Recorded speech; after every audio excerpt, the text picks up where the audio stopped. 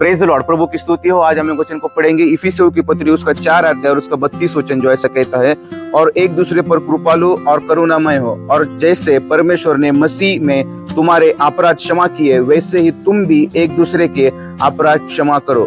परमेश्वर का वचन आज आपको और मुझे यह कह रहा है कि जिस प्रकार से परमेश्वर ने मसीह यीशु में आपके और मेरे सारे अपराधों को क्षमा किया है, बिल्कुल उसी प्रकार से आपको और मुझे भी एक दूसरे के अपराधों को क्षमा करना बहुत जरूरी है। अगर हम एक दूसरे के अपराधों को क्षमा नहीं करेंगे तो हमारे जीवन में हमें भी क्षमा नहीं मिलेगी। तो इसके लिए आज के दिनों में ये प्रयास अपने जीवन में कीजिए, एक दूसरे को क्षमा कीजिए, एक दूसरे के अपराधों को क्षमा कीजिए। अगर हमारी ऐसी इच्छा है कि हमारे जीवन में भी हमें क्षमा मिले। इस दुनिया में आज हम देखते हैं बहुत से लोग एक दूसरे को क्षमा नहीं करते, एक दूसरे के अपराधों को क्षमा नहीं करते, और इसके कारण उनका जीवन आशीषित नहीं है, और इसके कारण उनके जीवन में उन्हें भी क्षमा नहीं मिलती। लेकिन अगर हमारी ऐसी इच्छा है कि हमारे जीवन में हमें क्षमा मिले, हमारे सारे अपराधों की क्षमा हमें मिले, तो इसके लिए आपको और मुझे एक दूसरे को क्षमा करना बहुत जरूरी है, एक दूसरे के अपराधों को क्षमा करना बहुत जरूरी है। जिस प्रकार से प्रभु यीशु मसीह ने हमारे अपराधों को क्षमा की है, बिल्कुल उसी प्रकार से आपको और मुझे भी एक दूसरे के अपराधों को क्षमा करना बहुत जरूरी है, क्योंकि उसके द्वारा हमारे जीवन में हमें आशीष प्राप्त होने वाले। तो इसके लिए आज के दिनों में वो प्रयास अपने जीवन में कीजिए और अपना जीवन आशीषित कीजिए। प्रभु